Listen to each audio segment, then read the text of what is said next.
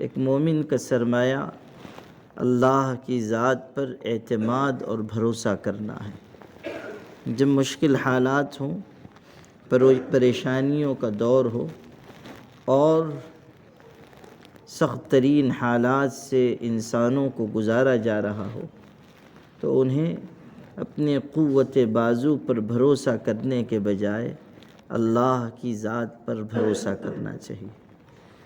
توکل کی دولت بڑی دولت ہے۔ توکل کہتے ہیں اللہ تعالیٰ پر بھروسہ رکھنا۔ توکل کا مطلب ہے اسباب اختیار کرنا، نتیجہ اللہ پر چھوڑ دینا۔ توکل کا یہ مطلب نہیں ہے کہ انسان اسباب اختیار نہ کرے۔ نبی کریم صلی اللہ علیہ وسلم سے بڑھ کر توکل کرنے والا کون ہوگا؟ لیکن آپ جب جنگ میں تشریف لے جاتے تھے تو جنگ کا لباس پہنتے تھے، آپ خود پہنتے تھے، لوہے کی ٹوپی، اور پھر تشریف لے جاتے تھے دشمنوں سے مقابلے کے لیے۔ آپ صلی اللہ علیہ وسلم نے بتایا توکل دل کا عمل ہے، یعنی انسان دل سے اللہ کی ذات پر بھروسہ رکھے اور یہ سمجھ لے کہ کرنے والی ذات بس اللہ کی ہے، اور حالات کو بدلنا یہ اللہ کے اختیار کی چیز ہے۔ جب اللہ چاہے گا حالات کو بدل دے گا۔ توکل کرنے سے یہ ہوتا ہے کہ انسان کے دل کی پریشانی گھٹ جاتی ہے۔ جو انسان توکل کرنے والا ہوگا اس کا دل مطمئن رہے گا۔ کیوں مطمئن رہے گا؟ اس لیے کہ اسے یہ احساس ہوگا کہ حالات چاہے جتنے بھی مشکل ہوں اور ظلم چاہے کتنا ہی بڑا کیوں نہ ہو، میرا اللہ حالات سے بڑا ہے، ظلم سے بڑا ہے، پریشانیوں اور مشکلات سے بڑا ہے۔ یہ جو اللہ اکبر ہم نماز میں کہتے ہیں اور بار بار کہتے ہیں، ہم غور نہیں کرتے کہ اس کے ذریعے کیا ذہن بنایا گیا۔ انسان نماز کے لیے آیا، اپنی دکان سے آیا، مکان سے آیا، کاروبار سے آیا، اب اللہ اکبر اس نے نماز کی نیت باندھی تو اس کو اس بات کی تلقین کی گئی کہ دیکھو دکان کو سب کچھ نہ سمجھنا، تمہاری دکان چاہے جتنی بڑی ہو اللہ اس سے بڑھ کر ہے۔ تمہارا مکان کتنا ہی بڑا کیوں نہ ہو، تم محل کے باشندے کیوں نہ ہو، لیکن اللہ اس سے بڑا ہے۔ پھر انسان نماز کے لیے آیا، کوئی خوشی ہے، اس کو مسرت ہے، کسی بات پر اس کا دل بہت ہی اچھے جذبات سے بھرا ہوا ہے، خوشی سے بھرا ہوا ہے۔ آیا وہ، اس نے نماز کی نیت باندھی، اللہ اکبر، اس کو تعلیم دے دی گئی کہ تمہاری خوشی کتنی ہی بڑی کیوں نہ ہو، اللہ اس خوشی سے بڑھ کر ہے، اللہ سب سے بڑا ہے۔ ایسا نہ ہو کہ بڑی خوشی میں تم حد سے آگے بڑھ کر سب سے بڑے اللہ کی نافرمانی کر بیٹھو۔ ایسا نہ ہو کہ ان اچھے اور خوشی کے جذبات میں تم سے کوئی لغزش ہو جائے، کوئی غلط قدم اٹھا لو۔ خوشی کو اعتدال میں رکھو، اس احساس کے ساتھ کہ میرا اللہ میری خوشی سے بڑا ہے۔ انسان آیا نماز کے لیے، کوئی غم ہے، کوئی پریشانی ہے، چاہے گھر کی، چاہے باہر کی، چاہے مکان کی، چاہے دکان کی، چاہے خلوت کی، چاہے جلوت کی، چاہے انفرادی، چاہے اجتماعی، کوئی پریشانی ہے۔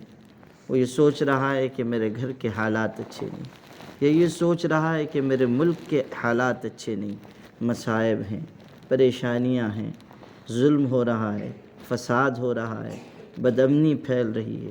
اب آیا وہ اور اس نے کہا اللہ اکبر، تو یہ اشارہ ہے کہ تمہاری پریشانی چاہے مکان کی ہو یا دکان کی، ذاتی ہو یا جماعتی ہو، انفرادی ہو یا اجتماعی ہو، ہمیشہ یاد رکھنا کہ تمہاری پریشانی سے بڑھ کر اللہ کی ذات ہے۔ اللہ پریشانی سے بڑا ہے۔ یہ جو اللہ اکبر ہے یہ غیر معمولی چیز ہے۔ جب انسان نے کہا اللہ اکبر اور اس کے ذہن میں یہ ہے کہ لوگ ستا رہے ہیں، لوگ مجھے یہ میری ملت کو گرانا چاہتے ہیں، اب اس نے کہا اللہ اکبر، تو یہ اشارہ ہے کہ گرانے والے کی ذات چھوٹی ہے، بچانے والے کی ذات بڑی ہے۔ گرانے والے کی ذات چھوٹی ہے، بچانے والے کی ذات بڑی ہے۔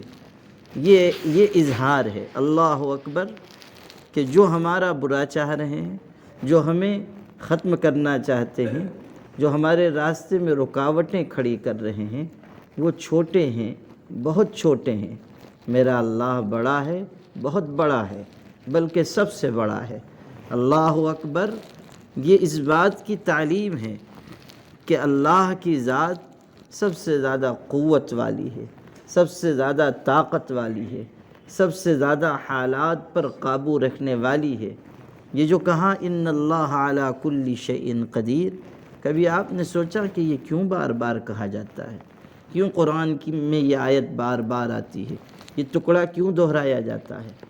اس لیے کہ قرآن پڑھنے والا اس حقیقت کو سمجھ لے کہ دنیا کا ہر انسان، چاہے وہ بادشاہ ہو یا وزیر، چاہے وہ امیر ہو یا فقیر، چاہے وہ اونچا ہو یا نیچا، کہیں نہ کہیں ایسا حال آتا ہے، کوئی نہ کوئی وقت ایسا آتا ہے کہ جب حالات اس پر حاوی ہو جاتے ہیں، جب معاملات اس پر حاوی ہو جاتے ہیں۔ ایک انسان ہے بہت بڑا حاکم، لیکن کوئی وقت آتا ہے کہ اس سے بڑا حاکم اس پر مسلط ہے۔ وزیر ہے، سب پر اس کا حکم چل رہا ہے، لیکن بادشاہ نے کہیں اس کو دبا دیا۔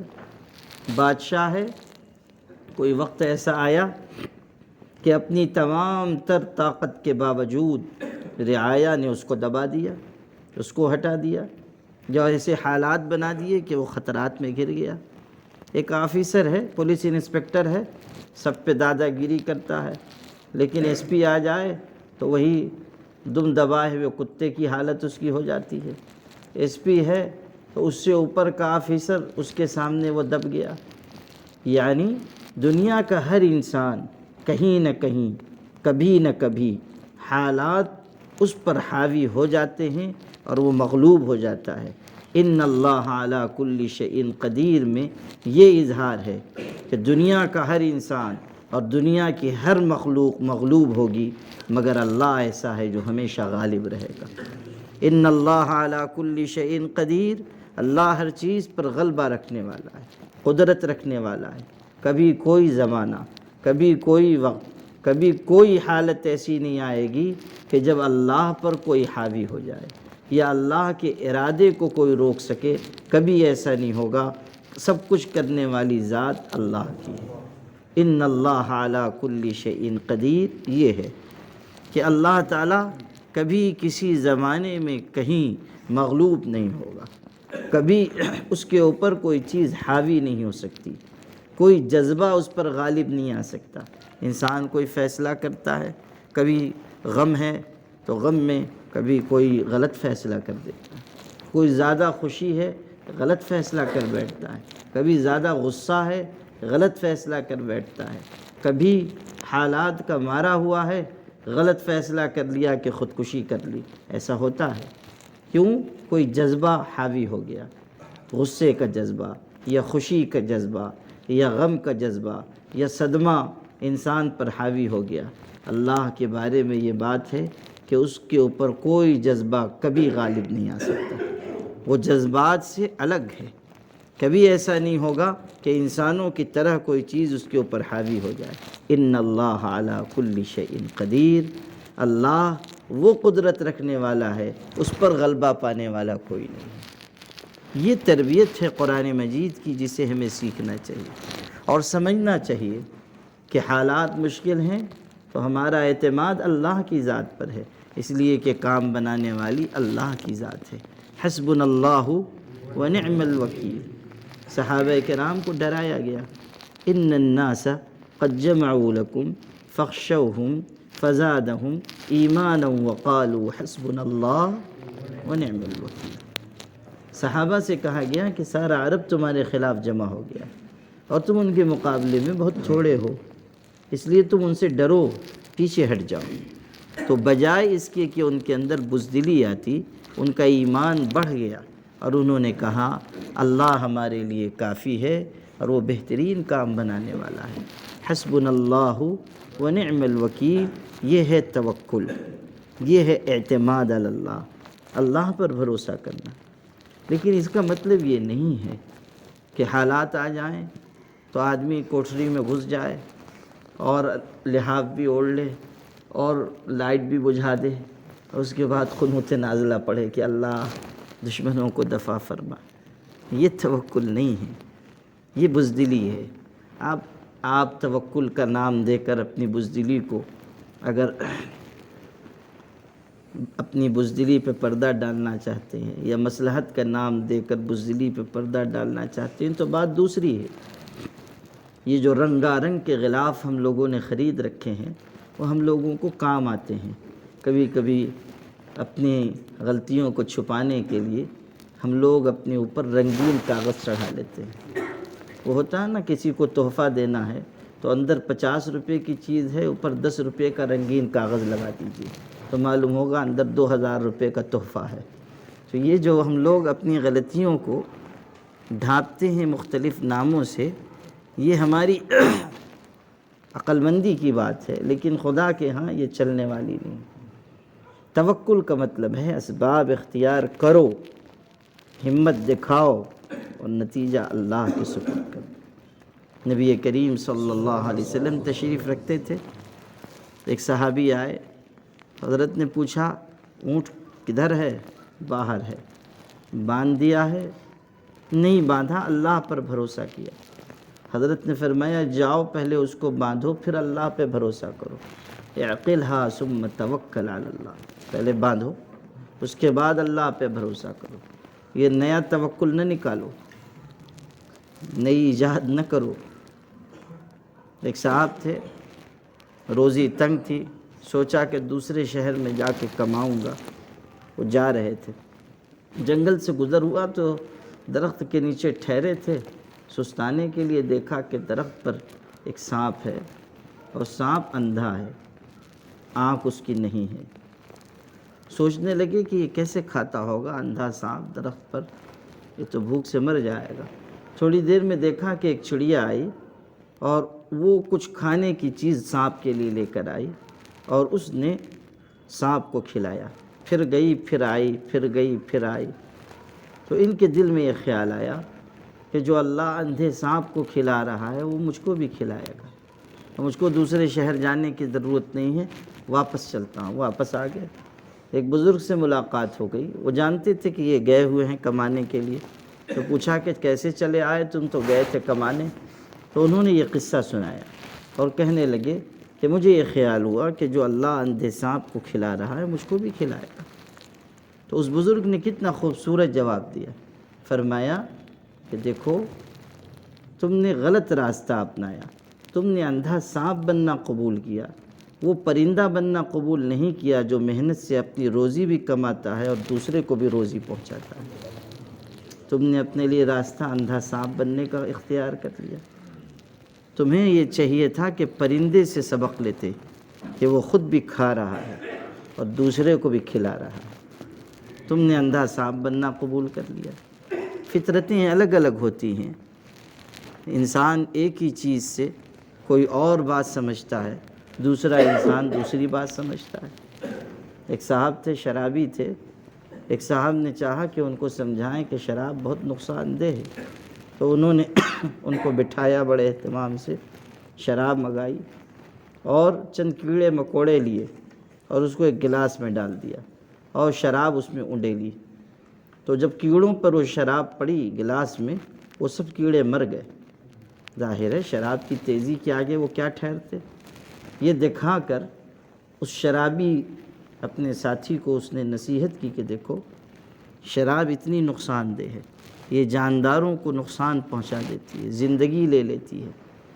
تو شرابی نے کہا کہ مگر اس سے تو یہ بھی معلوم ہوا کہ شراب پینے سے فائدہ ہوتا ہے کہ پیٹ کے کیڑے مر جاتے ہیں۔ اب یہ اپنی اپنی فطرت ہے، اپنی اپنی طبیعت کی بات ہے. ایک آدمی کس چیز سے کیا سمجھ رہا ہے اور دوسرا آدمی دوسری چیز سے کیا سبق لیتا ہے. تو ان بزرگ نے کہا کہ تم نے اندھا سانپ بننا پسند کیا، وہ پرندہ بننا پسند نہیں کیا جو خود بھی روزی حاصل کرتا ہے اور دوسرے کو بھی روزی پہنچاتا ہے. توکل کا مطلب ہے اللہ پر بھروسہ کرنا اور نتیجہ اللہ کے سپرد کر دینا، یہ ہے توکل. اور ان حالات میں پہلی بنیادی چیز توکل ہے. دوسری چیز جو بات میں نے عرض کی ہے توکل و اعتماد کی، اس کا یہ پہلو جو میں نے تھوڑی تفصیل سے عرض کیا وہ بہت اہم ہے کہ اللہ تعالیٰ کی ذات کے بارے میں جو عظمت ہے وہ ہمارے دل میں ہمیشہ مستحضر رہے. یہ ساری طاقت و قوت اللہ کے ہاتھ میں ہے اور وہ جب جو چاہے کر سکتا ہے. مشکل حالات میں مایوسی ہمیں کیوں ہوتی ہے؟ اس لیے کہ ہم سمجھتے ہیں کہ کچھ نہیں ہو سکتا، حالانکہ اگر ہمارا رشتہ اس اللہ سے جڑا ہوا ہے جو سب سے بڑا ہے تو ہر دم ہر لمحہ سب کچھ ہو سکتا ہے. یہ جو مزاج ہمارا ہے کہ کچھ نہیں ہو سکتا ہے، یہ ہم اپنے اوپر نظر کر کے ایک تصور قائم کرتے ہیں. ہماری نگاہ اللہ پر ہونی چاہیے اور یہ سمجھنا چاہیے کہ سب سے زیادہ طاقت اور قدرت اور اختیار اللہ کے پاس ہے. تو جب ہمارا رشتہ اس سے جڑا ہوا ہے تو ہر لمحہ ہر زمان و مکان میں کسی بھی وقت کچھ بھی ہو سکتا ہے، اس لیے کہ کرنے والی ذات اللہ کی ہے. حضور صلی اللہ علیہ وسلم تشریف لے جا رہے ہیں ہجرت کر کے، کیسے سخت حالات تھے. آپ کے پاس سواری کے لیے جانور موجود نہیں، کوئی شخص ساتھ میں نہیں سوائے سیدنا ابو بکر صدیق کے. وطن سے نکالا گیا ہے اور ایسی بے بسی کہ آپ جب ٹیلے پہ چڑھے اور پلٹ کر مکے کو دیکھا تو آپ کی آنکھوں سے آنسو بہہ پڑے. معمولی قربانی نہیں تھی، آپ اسی وطن میں پیدا ہوئے، 53 سال کی زندگی گزری، آپ کا نکاح وہیں ہوا، اولادیں وہیں ہوئیں، نبوت آپ کو وہیں ملی، وہیں خدا کا پاکیزہ گھر ہے، وہیں ماں باپ کی یادیں ہیں، وہیں آپ کی سب سے وفادار اہلیہ حضرت ختیجہ دفن ہیں. سب کو چھوڑ کر اپنے گھر بار کو چھوڑ کر نکلنا ہو رہا ہے اور نہیں پتہ کہ آگے کیا ہونے والا. پھر آپ چڑھ رہے ہیں ٹیلے پر اور پلٹ کر دیکھتے ہیں مکہ مکرمہ کو اور رو پڑتے ہیں، آنکھوں سے آنسو بہہ رہے ہیں. تو فرمایا ما اطیبک من بلد واحبک الی ولولا ان قومی اخرجونی منک ما سکنت غیرک. مکہ تو کتنا پیارا شہر ہے، مجھ کو کتنا محبوب ہے، اگر میرے رہنے والے میری قوم کے لوگ مجھے تجھ سے نہ نکالتے تو میں تجھ کو چھوڑ کر دنیا میں کہیں آباد نہ ہوتا.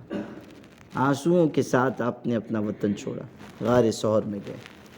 اب یہاں پر ایک حصہ صرف آپ کو سنانا ہے، وہ یہ کہ جب آپ غار ثور میں گئے اور آپ کی تلاش شروع ہوئی اور دشمنوں کے قدم غار تک پہنچے تو اللہ کی قدرت تھی. اللہ چاہتا تو کوئی فولادی دیوار کھڑی کر دیتا کہ کوئی پیغمبر کو دیکھ نہ سکے، کوئی چٹان اللہ بھیج دیتا جو غار کے دہانے پر آ جاتی. اللہ چاہتا فرشتوں کی جماعت آ جاتی کہ کسی کے قدم غار تک پہنچتے ہی نہیں. لیکن عجیب بات ہے، سب جانتے ہیں کہ اللہ تعالیٰ نے مکڑی کو حکم دیا کہ وہ جالا بن دے، کبوتر کو اشارہ ہوا کہ انڈا دے دے، اور کبوتر کے انڈے اور مکڑی کا جالا دیکھ کر دشمن لوٹ گئے. اب غور کیجئے، جو نکتہ سمجھانا ہے وہ یہ، قرآن مجید میں کہا گیا ان اوہن البیوت لبیت العنکبوت، کہ سب سے کمزور گھر دنیا میں مکڑی کا گھر ہے. سب سے کمزور گھر مکڑی کا گھر ہے. انڈا بھی اتنا کمزور ہوتا ہے کہ ذرا اس پر چوٹ پڑی کہ ٹوٹ گیا، اور کبوتر کا انڈا تو اور نازک ہوتا ہے، بہت سنبھالنا ہوتا ہے، وہ بہت ہی نازک. مکڑی کا جالا بہت نازک، کمزور، سب سے کمزور گھر مکڑی کا گھر. اب غور کیجئے کہ اللہ نے یہی دو چیزیں کیوں رکھی؟ اس لیے کہ قیامت تک آنے والے تمام مسلمانوں کو اللہ بتا دے کہ میری قدرت ایسی ہے کہ جب میں چاہوں تو دنیا کی سب سے کمزور ترین چیزوں کے ذریعے اپنے سب سے بڑے پیغمبر کو بچا کر دکھا دوں۔ اس لیے کبھی یہ نہ سمجھنا کہ حالات ناسازگار ہیں تو اب کچھ نہیں ہو سکتا، ہر آن سب کچھ ہو سکتا ہے، اس لیے کہ زمام اختیار اللہ کے ہاتھ میں ہے۔ یہ سمجھنے کی بات ہے، قدرت اللہ کی ہے، طاقت اللہ کی ہے، یہ دوسری بات سمجھنے کی ہے۔ اور تیسری بات یہ کہ مشکل حالات میں ہم سب کو اللہ سے مانگنے کی عادت ڈالنی چاہیے۔ جتنی عاجزی ہوگی، جتنا رونا ہوگا، جتنا گڑ گڑانا ہوگا، جتنے آنسو بہیں گے، جتنا اللہ تعالیٰ سے فریاد کی جائے گی، جتنی التجا ہوگی، اسی کے بقدر اللہ کی مدد اترے گی۔ حضور اکرم صلی اللہ علیہ وسلم بدر میں گئے، مشکل حالات تھے، بہت بڑا معرکہ تھا، پریشانی کا وقت تھا، آپ روئے، دعا مانگتے رہے، بہت لمبی دعا مانگی۔ حضرت ابوبکر صرف تنہا قریب تھے اور حضور دعا مانگ رہے ہیں اور رو رہے ہیں۔ روتے روتے دعا مانگتے مانگتے حضرت نے کہا، اللہم ان تہلک ہذہ العصابہ لن تعبد فی الارض ابدا، خدا اگر آج تو اس مٹھی بھر جماعت کو ہلاک کر دے گا، پھر قیامت تک روئے زمین پر تیری عبادت نہیں ہوگی۔ جب یہ جملہ حضرت ابوبکر نے سنا تو تڑپ گئے اور آگے بڑھے اور حضرت کے کندھے پر انہوں نے ہاتھ رکھا اور کہا، حسبک یا رسول اللہ، اللہ کے رسول بس کافی ہے، اللہ کی مدد آئے گی اور ضرور آئے گی۔ اور اللہ کی مدد آئی اور ایسی آئی کہ عقلیں حیران رہ گئی۔ حضرت نے جنگ سے پہلے جا کر صحابہ کو بتایا کہ یہاں پر ابو جہل مرے گا، یہاں پر فلاں دشمن مرے گا، قتل کی جگہیں بتائیں کہ یہاں یہاں یہاں یہاں دشمن مریں گے، قتل کیے جائیں گے، اس لیے کہ دعا کی قبولیت اتری اور جبریل نے آ کر خبر دی کہ فتح آپ کی اور ایمان والوں کی ہوگی اور دشمن مارے جائیں گے اور یہاں یہاں مارے جائیں گے اور فرشتوں کی جماعت اترے گی اور فرشتوں کی جماعت کے ذریعے آپ کی مدد کی جائے گی۔ یہ ہے چیز کہ اللہ سے مانگنا، یہ اللہ کی مدد و نصرت کو اتار کر لاتا ہے۔ طائف میں آپ کو ستایا گیا، آپ نے انگور کے باغ میں پناہ لی، دعا مانگی، اللہ کے آگے ہاتھ پھیلائے، اللہ کے آگے عاجزی کی، اللہ کے آگے گڑ گڑائے۔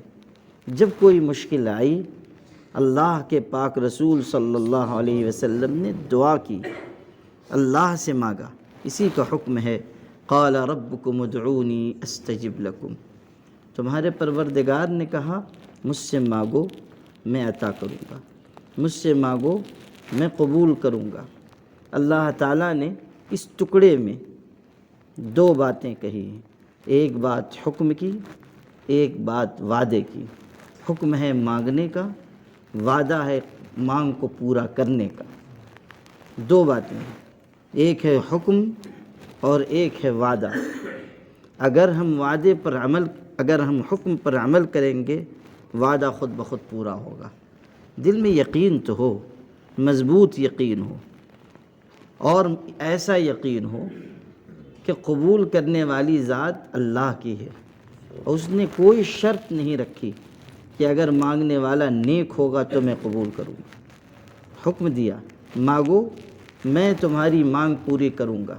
کہیں یہ نہیں کہا کہ اگر نیک ہوگے، متقی ہوگے، پرہیزگار ہوگے تو میں دعا قبول کروں گا، ورنہ نہیں قبول کروں گا۔ کوئی بات ایسی نہیں فرمائی۔ اسی لیے ہمارے علماء نے یہ بات لکھی ہے کہ گنہگار سے گنہگار شخص کو بھی اس یقین کے ساتھ دعا کرنی چاہیے کہ دعا اللہ قبول کرنے والا ہے اور اس سے بڑھ کر رحم کرنے والا کوئی نہیں۔ یقین کے ساتھ، یہ نہ ہو کہ میں گنہگار ہوں، میری دعا کیوں قبول ہوگی۔ ایک بزرگ نے کتنی خوبصورت بات کہی، فرمایا کہ دعا مانگتے وقت کبھی یہ نہ خیال کرو کہ میری دعا گناہ کی وجہ سے رد ہو جائے گی۔ وجہ اس کی یہ ہے کہ اللہ تعالیٰ نے ابلیس کی دعا قبول کی، جس سے بڑا کافر کائنات میں کوئی نہیں۔ اللہ نے ابلیس کی دعا قبول کی نا، جب ابلیس نکل رہا تھا تو اس نے کہا تھا ربی انظرنی الی یوم یبعثون، اللہ مجھ کو قیامت تک مہلت دے دے۔ تو اللہ نے ابلیس کی دعا بھی رد نہیں کی، ابلیس کی دعا بھی اللہ نے قبول کی اور کہا انک لمن المنظرین، جا قیامت تک تجھ کو مہلت ہے۔ مہلت کی دعا مانگی تھی اللہ نے مہلت دے دی۔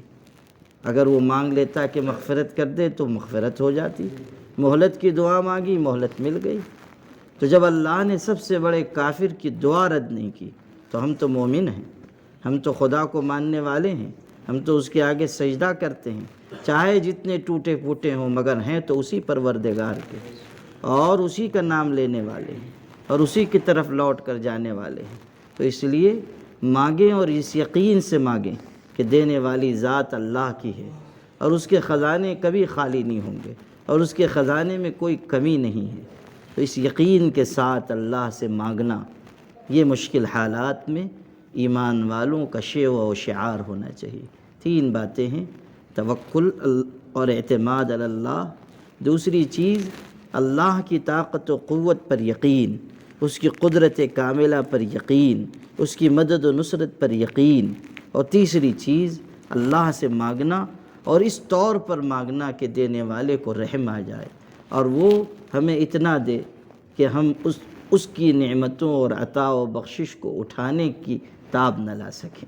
اللہ تعالیٰ سے اس طرح مانگیں کہ خدا تعالیٰ ہماری جھولی اور دامن کو ہمارے گمان سے زیادہ بڑھ کر بھر دے اور نعمت و عافیت عطا کرے۔ اللہ تعالیٰ ہم سبوں کو ان مشکل حالات میں ثابت قدم رکھے اور اہل ایمان کو غلبہ عطا فرمائے۔